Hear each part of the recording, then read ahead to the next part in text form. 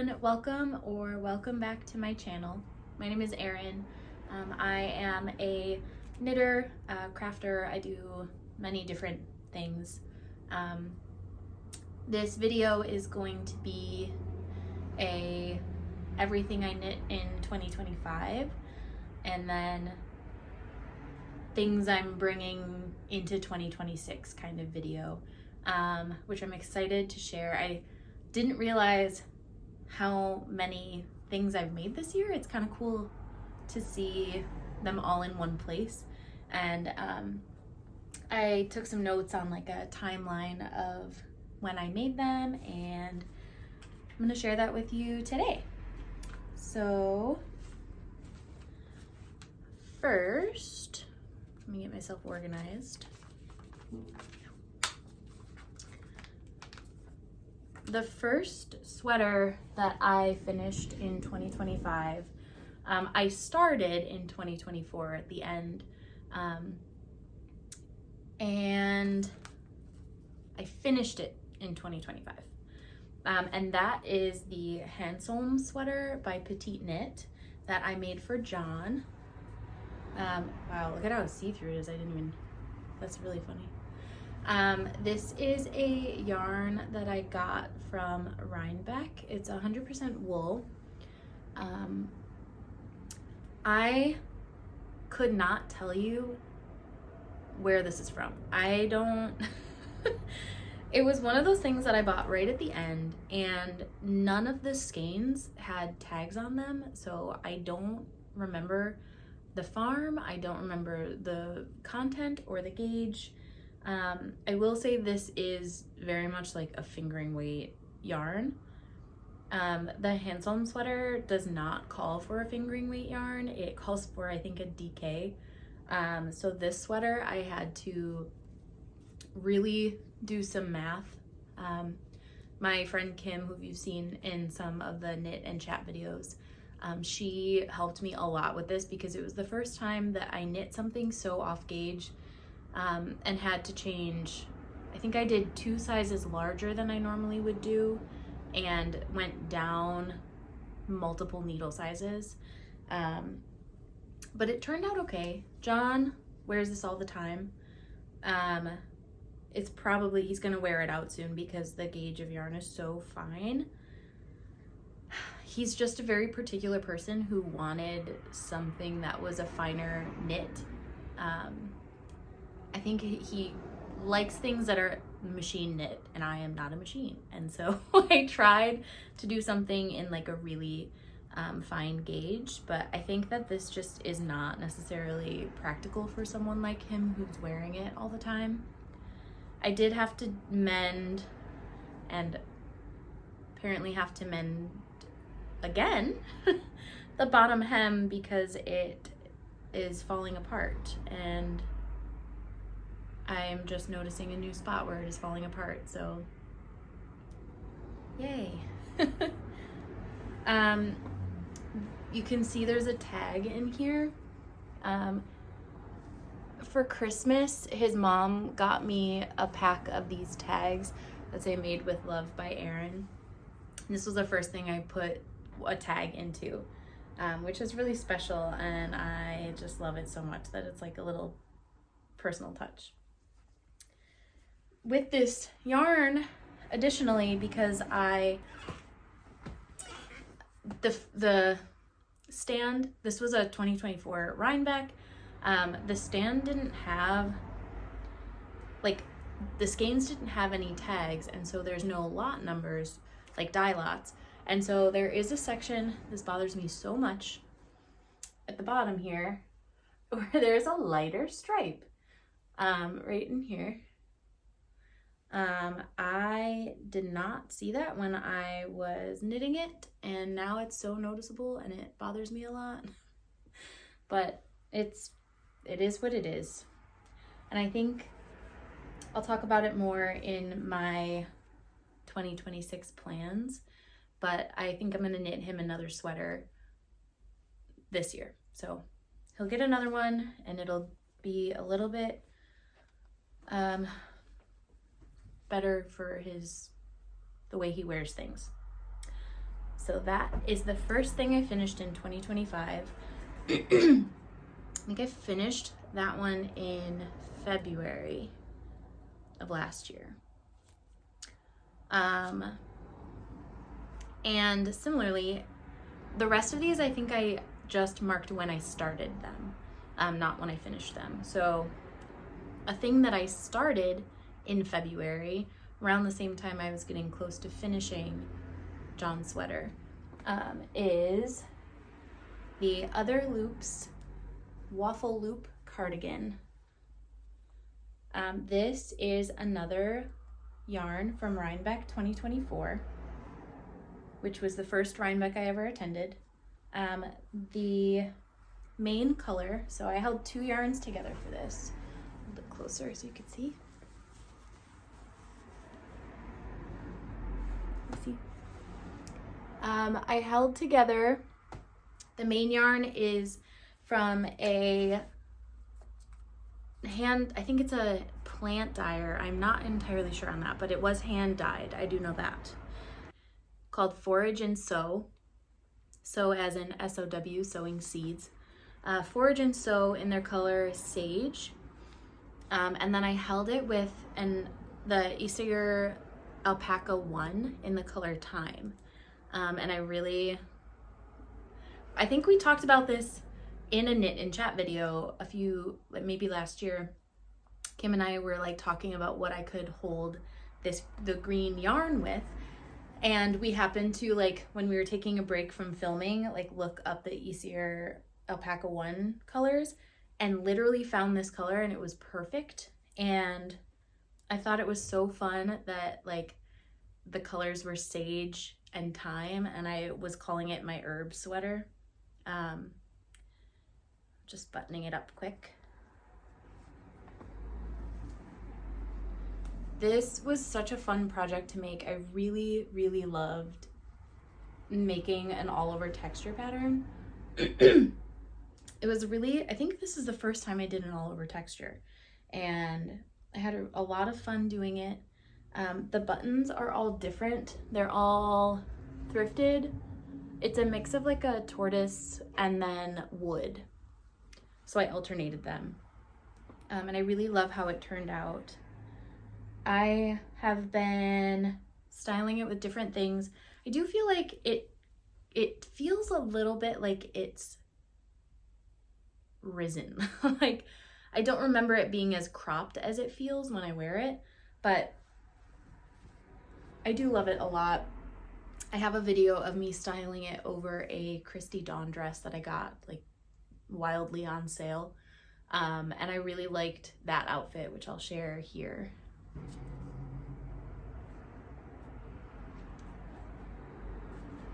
So again, this is one that I started in February of last year, and I think I finished it in May, just in time for some spring wear. The next project that I started knitting in March, and I didn't quite technically finish it until October, Rhinebeck this past year. And it is the Northern Augustins number 7. I love this sweater. It is so beautiful, and I feel like as far as color work goes, I feel like it's not super complicated. This pattern does not have any short rows. There's not a ton of like shaping. It's really just worked in the round. And the charts were really simple to follow. There's one chart for like this section here that's repeated, and then one chart for like a small section like this for the flowers that's repeated. And there's really not a ton of like complicated shaping to this. In fact, I don't think there's any. When I first made this pattern, I followed the pattern completely, including the neck, which was, I'm pretty sure, you cast it on like the Judy's Magic cast on, which means that there's live stitches on both sides. And you knit, you keep live stitches on a needle here, and you knit all the way like a longer thing fold it over and then knit those 2 live stitches together, and you've created your like folded over neck, which I really enjoyed how that came together. I thought it was like pretty clever, and I like how clean it was. However, I did not like that neckline on this sweater, and I think it's because I had been hearing that there was a lot of issues with people making this sweater, or her patterns in general, and with the necklines. And I think it would have worked if the yarn I was using was more drapey, but this one is made in Brooklyn Tweed Shelter. Both yarns are Brooklyn Tweed Shelter. The grayish color is Woodsmoke, and then the greenish yellow is Yellowstone. And I think this yarn just is a little bit more stiff, and with the neckline it just bunched up weird in places that I didn't like.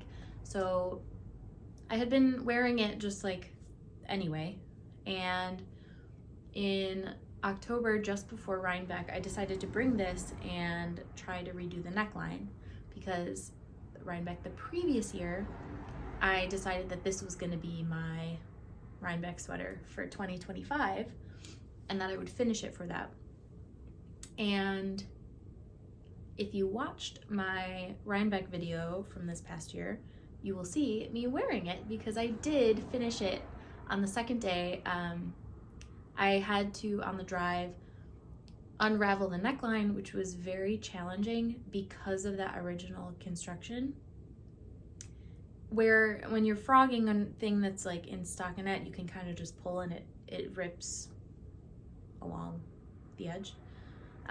Because it kind of was like upside down, you had to really go in and kind of do it by hand. It wasn't as easy as just ripping it apart, which took me so long, and I got so frustrated that at one point I did just like cut it off and saved the yarn, like pulled it from the correct direction, unraveled it, and kept that ball of yarn, which is what I knit this neckline from, which is a much smaller neckline, so I had plenty of yarn to work with. This is just a simple, I picked up stitches around the outside. I used a smaller needle size so that it was like a little bit more scrunched, or a tighter knit. And I knit, I don't even know, probably about like 20, maybe 24 rows, then folded it over and knit them together. And I really love how this turned out. I've been wearing it a lot more now that the neckline is more comfortable, and it's really wonderful, and I really, really enjoy this sweater. That one is March. I started it. And then that took me a long time to make. So then the next sweater I made was my modified Olga sweater, which I shared in the video of knitting at the lake house with Kim. This is where I started that, and I did a swatch of it, and I really love how this turned out. This is probably my most worn sweater of all time. It's just like a really perfect, simple sweater, and it's really comfortable. It's warm when I need it to be, but not too warm. I did the Olga pattern just for the cast on, like the basic construction, because I enjoyed that construction a lot. But obviously I did not do stripes. I just used it's Orchardview Farms. It's a Lincoln long wool, and it's the marl color. I think she has a few different, like white, like natural, and then like a dark gray, and then there was this like lighter gray and white marl yarn, which I love. And it turned out exactly how I was hoping it would. Olga Sweater by Petiteknit, no stripes, and I altered the hem.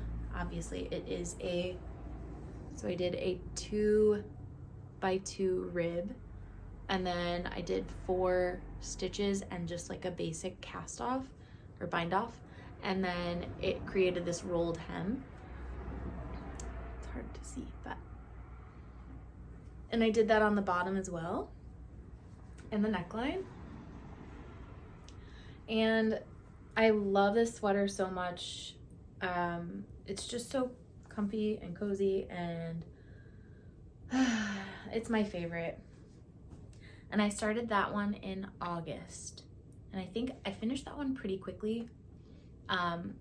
This one was finished on my wedding day in September, and when we were all getting ready in the bridal suite, Kim and I were both knitting naturally, and I was so close, and I had one sleeve. I was right at the ribbing at the end, and I think I had 10 total rows until I was finished with the sweater. But then the wedding started, the ceremony started, and I wasn't able to finish it. And Kim is a sweet angel, and I am so grateful that she did this. She, during the reception, she's not a person who dances, and so while we were all just like dancing and partying, she was sitting at the table finishing my sweater for me so that I could have it for our like honeymoon camping trip. And it was so sweet, and she finished it. I was able to wear it. I wore it every single day, and I just think that's like a sweet little thing that's like she's in this sweater with me. Like her love are in every stitch that she added, and I just think that's like a really sweet thing that she did, and it's just like a really wonderful memory. And then October comes, and we went back to Rhinebeck, and I had posted a video prior to Rhinebeck about some of my like plans and goals and things I wanted to make, and yarns I was hoping to find, and this was one of them. And I'm so happy with the yarn that I found and with the garment that came out of it. This is the Everyday Loop Blouse by Other Loops. It is my favorite. When I posted a picture of it, there's 2 versions in the post that they made, and it was like a light and a dark version, like a creamy white and then dark gray, almost black. And I wanted to find that dark gray, almost black yarn, and it was like one of the first things I found at Rosehaven Alpacas. It's this, I think they called it black tweed, if I'm not mistaken. It is heavy.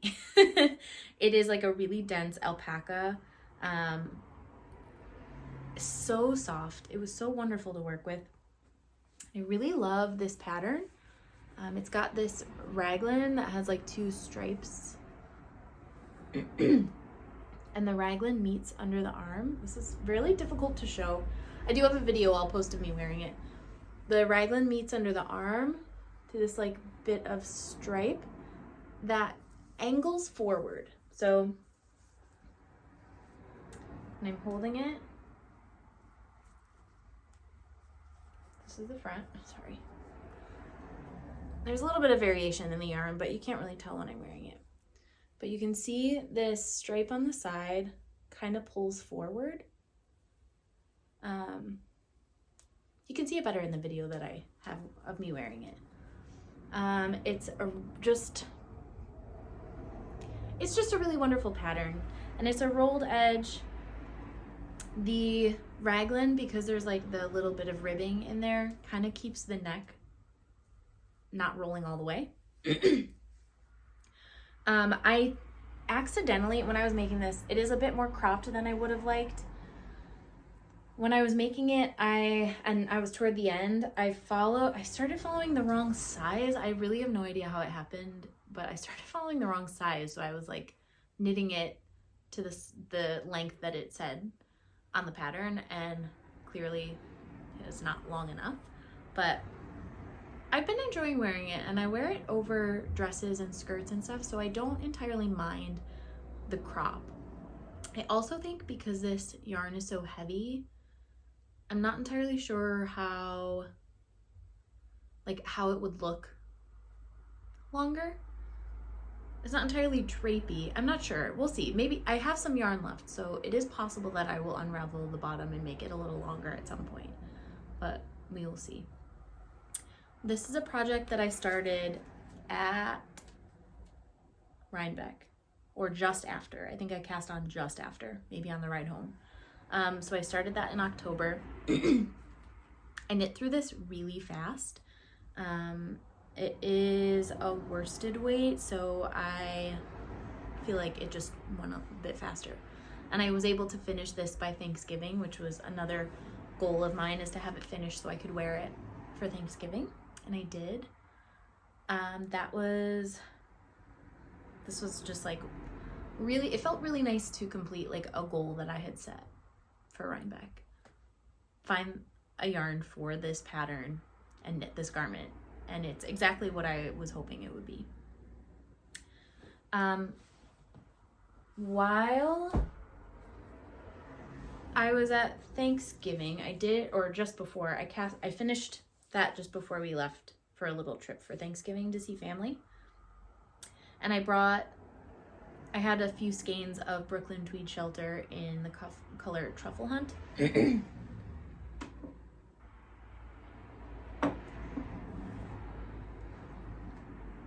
So because I finished that garment, I wanted something else to work on while we were there.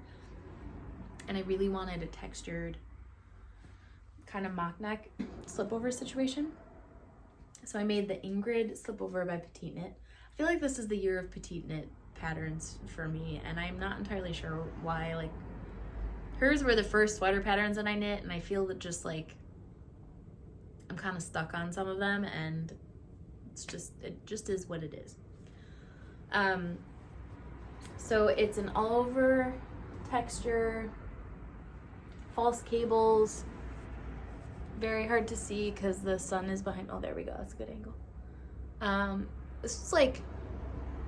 This was my first time doing any of these stitches. The moss stitch, false cables. I've done the yarn overs like lace work before. There's yarn overs between each pattern. I mean, obviously I've done ribbing before, but these were really fun, and I really wanted just like a big cozy oversized vest, and now I have one. I think if I would have remade this in a slightly smaller size. I do think it's like slightly too oversized. Sometimes when I wear it, I just kind of feel like it's like taking over, so I have to be careful with like what I layer this with as far as my pants go. But I do love it, and this color is really nice. This is, like I said, the Brooklyn Tweed Truffle Hunt. There's some like little flecks of blues and reds and whites and browns in there. It's really pretty complex, and I like that a lot. This sweater I also had to mend already. I did start this in November and I think I finished it in December, maybe early December, and I shared a video about it when I was doing like my holiday decorations. And I already had to mend it because I put it on the one morning and I just like felt a snap. And it's not like a tight neckline. I didn't like have to yank it over my head, but I just pulled it over like normal, like gently, and I felt a snap, and one of the,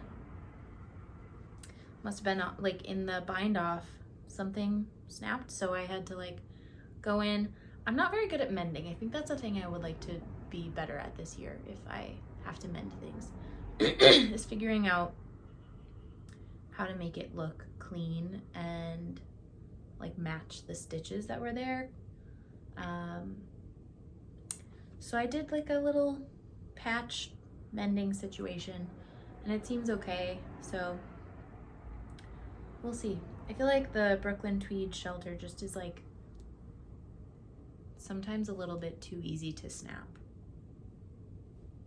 It is a woolen spun yarn, so that might have something to do with it, but I haven't had a problem with the Northern Augustins sweater, which is also all Brooklyn tweed, so I'm not entirely sure why this one in particular is the way it is. But that is all of the sweaters that I made in 2025.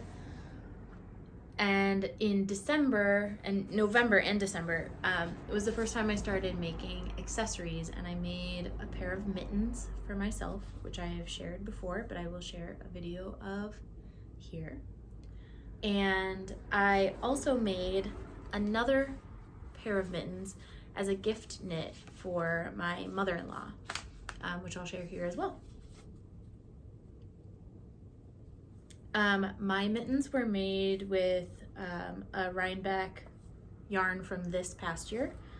It's Primrose Yarn Co, and they're replay worsted and two colors. The like more brown color is camel, and the like bluish purplish gray color is starry night. And then the mittens for my mother-in-law were 2 skeins of yarn that I was gifted from a regular that comes into the coffee shop that I work at. And I will put the name of that yarn company because I don't have it here now. I don't have the tag with me, so I'll put that down here somewhere. I also have Peanut here with me. She's my little mouse that I made. I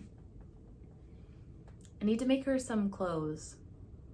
So if anybody has any idea of little sweater patterns or something I can make, you can send them my way. She needs something to wear. I'll sit her right here. She might fall over. The next part I wanted to talk about was what I'm bringing into 2026. So this is projects that I already have on my needles or am in the process of making currently. The first one is something I did cast on in 2025, but I kind of set it aside. So like when there's gaps in some of my projects, it's because I was working on this, but I never really got super far. This is the October sweater by Petiteknit. I know that's shocking. I started this a while ago. I don't actually remember when, but this is a yarn, or this is a sweater that I've had in my head for a long time. And every time I pull it out to work on it, some people are like, oh, I really love those colors together. And some people are like, oh, I really don't like those colors together. But this is for me, and it's okay if you don't like it, and that's just what it is. I have it like, I feel like these colors, or this sweater that's in my mind, feels like something a character from Arthur, like the animated kids show from back in the day, like someone from Arthur would wear. I don't really know why, but I really love it. There's also for some reason in my head, there's this picture that I've saved on Pinterest a long time ago that in my head was in these colors, but then I went back and looked at it and it is in very different colors. But I feel like it still gives the same vibe, and I'll put the picture up here and you can let me know what you think. But I really was excited about these colors when I found them. I did a little road trip to get some yarn by myself. I just like needed a little time. So I drove all the way to this yarn store. It was like maybe 2 hours, an hour and a half or 2 hours away from me.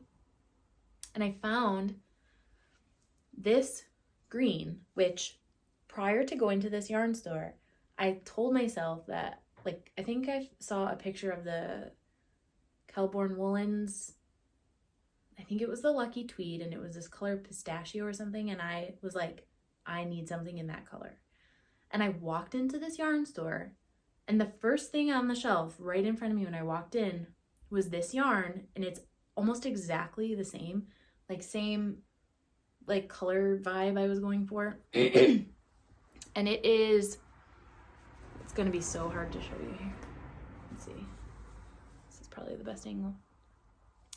The yarn is a blend of Shetland, merino, and sari silk. It is from Sweetgrass Farms. I think it's a local farm, near where I was. It might be challenging to see, but there's really beautiful flecks of literally all different colors. It's almost funfetti. There's green and red and purple and blue and yellows, and I just love it so much. It feels so fun and I don't know, whimsical. And I also happened to find this, which is Brooklyn Tweed Dapple, which is their cotton yarn, in the color, I think it's Macron or Macron? I don't remember. Either way, I picked it up and I held the two skeins together and I just was like, yeah, yes. And it's a little weird working with wool silk blend and then cotton. I feel like it's maybe a no-no to have these different of fibers together, but who cares? I'm a maker and I'm making what I want. And I did redo the neckline recently. The last one I did felt a little bit too it was kind of sticking out weird, and this one's kind of doing the same thing. It's just because they're different fiber contents and they lay differently. It's just what it is. I went down to needle size and redid it, and I like this neckline a lot better. I may put some elastic in the top just to keep it kind of uniform. So with this, my plan is to do the hem. It's gonna be long sleeve, although every time I see this I keep thinking ringer tee, and it would be fun to just end the sleeves here and do a ringer tee, but I probably won't do that. I'm gonna just push through and do a long sleeve like I was planning. But all of the hems, all of the ribbing at the body and the sleeves will be in this same really light blue. I also keep feeling this needs something duplicate stitched in the same blue on top of it, and I don't know what I would do, but I just feel I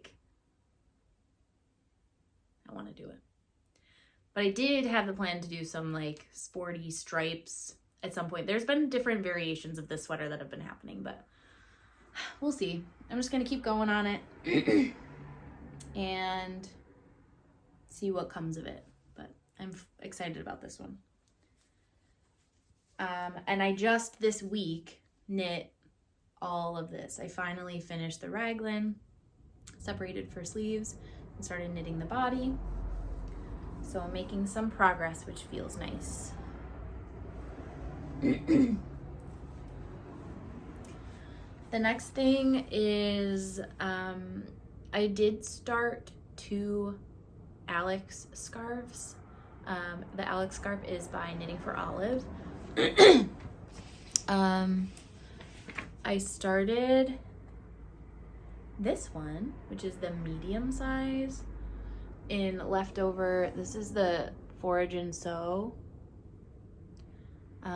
plant dyed in sage, and then this is the alpaca one in the thyme color. The lighting's not great. But I did start an Alex scarf.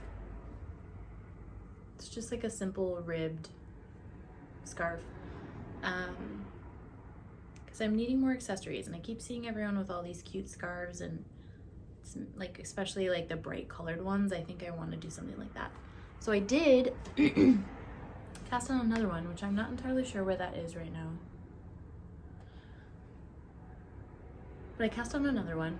I'll share a video right here. In the yarn I was doing a Maggie cardigan in, It's a bright orange and it's from Yellow Dog Farms, and it's a Rhinebeck yarn from 2024. Which brings me to the things I think I'm gonna frog. I think I'm gonna frog the Maggie cardigan in the bright orange color that I've been working on for a really long time. I just am not happy with it. I have it right here. Let me grab it.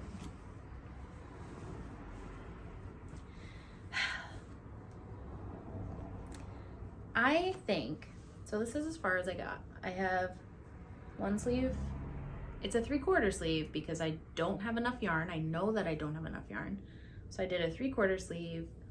I got this far on another sleeve and this far on the body. I know it's not gonna be like the long sleeve full cardigan that I want it to be. And so I think that I'm just going to scrap it and instead just make the Maggie vest, because I know that I'm gonna wear a vest more often. I still want something in this color that's like a layer, like a top layer. But I just don't know why I keep thinking like, well, I don't have enough yarn, so I don't know what I'm gonna do. Am I gonna do ties? Am I gonna do a button band? I don't know. I just don't feel like it's bringing me the joy that I want to feel when I see this color. So I'm making an Alex scarf, the small size, in this color as like a fun little option accessory situation. And I'm gonna find another project to make with this. It will likely be a Maggie vest, but my options are open. I think it's a sport weight, kind of a fingering weight.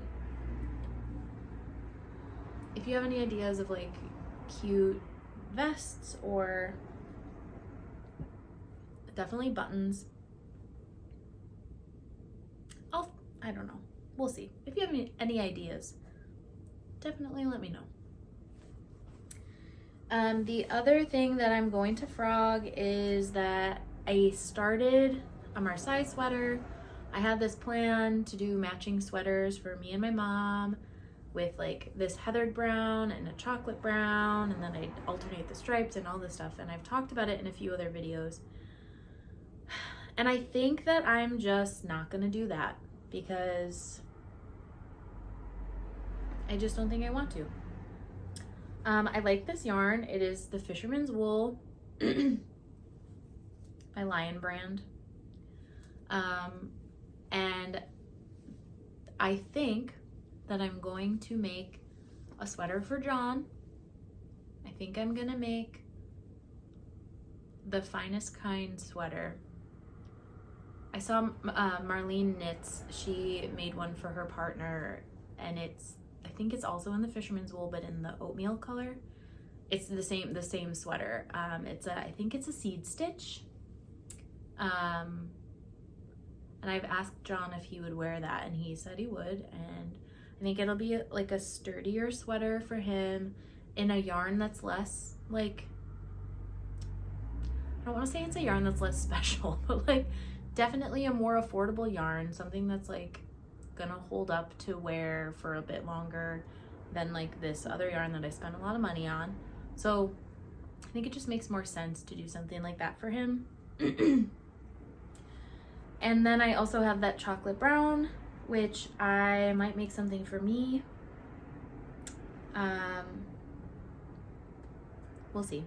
I think it's just like, I am not working on this. And I know you're like, maybe it feels kind of like cruddy to be like, I'm gonna make it for my mom, and then I don't make her anything. But I did gift her a sweater this year. It is a sweater that I wasn't wearing as much, and I think I only wore it a handful of times, but I knew that she would appreciate that sweater in particular. So I did gift her something, and she did cry, so it was very special,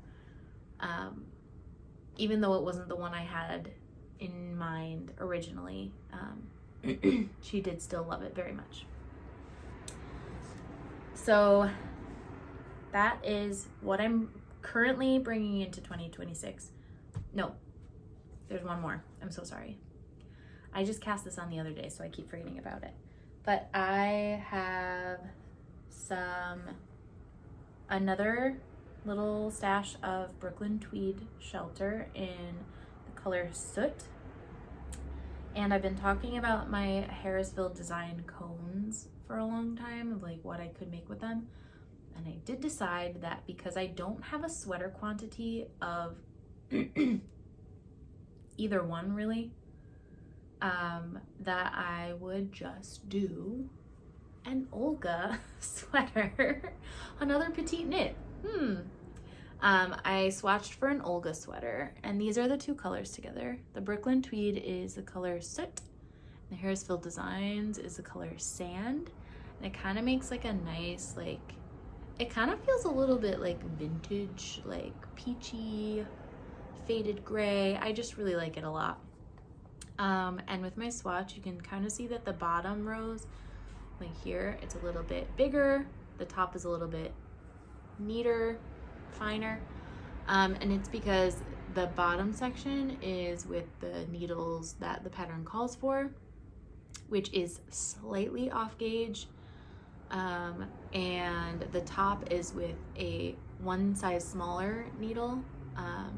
And I hit gauge. And also it looks tidier because I've mentioned in a few videos in the past, but when I'm working flat, I tend to have my stitches row out. And actually in this one, they didn't really row out as much, but what I do to solve that is I knit through the back loop and then I purl kind of through I purl up like reverse, so that when I knit through it's very complicated to try to explain, but like it makes sense when I'm doing it. So when I purl, it kind of twists the stitch, and then I knit through the back loop to untwist the stitch, and it creates a more uniform stockinette for me. Might not work for everybody, but it's what works for me, and so that's what I did. And you could tell that it's much neater. And so I did cast on. I also must say that this cone of Harrisville Designs it's so smelly. It smells like spinning oil, and it's just like really strong. So sometimes I have to like take a break from knitting it. But I started the back panel, and I'm working on like the short rows right now. I'm almost done with them, but that's it so far. And my plan is to do the neck in the lighter color in the sand. Because, and I think this is so fascinating, that for some reason, the color that you choose for the neck of your Olga sweater kind of determines whether it feels like a light color overall or a dark color overall. And I heard someone talk about this, I think it was Kim actually, at our knitting club meeting the other day. And she said that like, sometimes you look at a color work sweater, like a color work yoke, and like in your mind it's like, oh, that's a blue sweater, or like it's like heavy on the blues. But when you actually look at it, it's like the teeniest, tiniest details are the only things that are blue. And I think that's just like what your eye is drawn toward. So I think like with my Olga, I'm going to do a lighter colored neckband because I want it to feel lighter. We'll see how it looks. I might change my mind as I'm going, but that is all of the things I'm bringing into 2026. And then I have my plans for the rest of 2026. And I know, like, I think last year when I did like a planning video, I did share multiple things that I wanted to make that I did not get to. And I know that there's other people doing knitting podcasts and whatever that do like a make 9, or they like have very specific goals that they want to reach. but I know myself, and I know my limits. I'm not a very fast knitter. I know that I can't knit like 30 garments in a year. I know my financial limit. I can't buy yarn all the time. And I know it seems like I do, but when I go to Rhinebeck, it's like something I've saved up all year for. But again, I'm not doing like, these aren't strict goals. These are just like some ideas that I had for things that I would like to make. And in addition to this, I don't plan to buy any more yarn this year until Rhinebeck. I have a lot of yarn in my stash for projects that I've like planned. They're like deep in the back of my brain. So I want to work through some of those. And then the next time I buy yarn will likely be Rhinebeck 2026. And a little asterisk in here, because I did already buy yarn that's on its way for a project that I'm going to talk about in a minute. And the only reason I bought it is because I was gifted a gift card for Christmas. So I really only spent $20. Okay. Now, plans for 2026. I just mentioned that I want to make a sweater for John. I think I'm going to do the Finest Kind sweater. I don't know the designer. I will put that in here. In the fisherman's wool that I have in my stash. The second thing that's on my plan list is to do the Nomad jacket, which I bought yarn at Rhinebeck this past year for this jacket, and I have buttons. I think I shared them in my last video, and if not in that video, in the Rhinebeck like acquisitions video that I did. Nomad jacket by Wool and Beyond. I would like to knit that in Green Mountain Spinnery. I got the color Pollen, and then I bought these beautiful wooden quilt motif buttons from Holland Hoof, which I'm very excited about. I think it's going to be a really great jacket. So that's going to be on my list for this year to at least cast on. I'm not sure if I'll finish it. I would love to finish it by Rhinebeck next year, but we'll see, because it's an all over honeycomb brioche. I think it's going to take me some time. And then the third thing that I would like to make this year, which is what I just bought yarn for, is the Zikuri cardigan. Again, I don't remember the designer. I will put it in here. A few knitting vloggers have made it, so I think most people know the designer maybe, but I will put it in here anyway. And the yarn that I just bought is, I bought more cones of Harrisville Design. Harrisville Designs in the color teak, which is like a red brown, like a darker red brown. It's not a color I have really in my wardrobe. Everything I have is gray. You'll notice gray and green, and so I really want to focus more on browns this year, kind of like rounding out some warmer tones.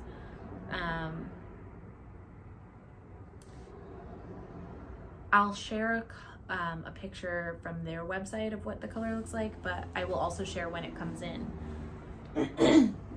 what that looks like, because I think it's going to be really pretty. I'm not sure on buttons yet.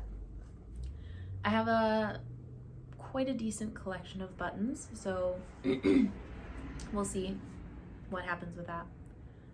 I'll decide later. I don't have to decide that now. And other than that, I think like, other than like knitting goals, but just like goals in general, are that I really want to be more mindful in every sense of the word. I would like to be more kind to myself. I've been struggling with fashion lately, and I feel like that's why I don't often do like outfit videos, because I feel like I'm not sure how to put things together, and when I put things together that I think will look good, I don't like them. So I want to be better at like finding things that work together. I think I need to do more like putting outfits together the night before, maybe trying them on. I think I just need to do like a little wardrobe, kind of like going through it, finding the things I like together, and purging the things that I don't need anymore. I want to be mindful in how I spend my money. I think that's a really important thing for everyone to be mindful of when you can, if you can. That's why I knit in the first place, is because I have a hard time finding clothes that are in a higher quality, like that will last a long time, that are things that I like in colors that I like, or whatever, textures, shapes. I have a hard time finding things that I like at stores, and often they're out of my price range. And so this year's goals are to be a little bit more mindful of how I'm spending my money on clothes, thrifting. I need to thrift more clothes, not buy new, and also just like mending things that I have already. That is another big like goal of mine, separate from knitting, is working on mending. My friend Ellie got me this book for Christmas that's like a book all about mending, and I have constantly seen some beautiful like visible mending things on Pinterest and on Instagram, and so like think that like resisting buying new things when I can, and just using what I have, fixing up things I have, hemming them, altering them in ways that will make me wear them more, are really important goals of mine this year. And I really want to like continue building a community of people. I did start a knitting club, and it's been just about a year in February since I started it. And now there are about 60 members in like the online Discord that we have, and it's been really wonderful to meet with all of these like-minded people who are just like, we all just get together and knit or crochet, or someone was embroidering like a few meetings ago, and it's just been such a wonderful thing to like be with a group of fiber crafters. So I want to keep building that, making more time and space for the fiber community. I just really appreciate you all being here, and I will see you at the next one. Thanks for watching. Bye.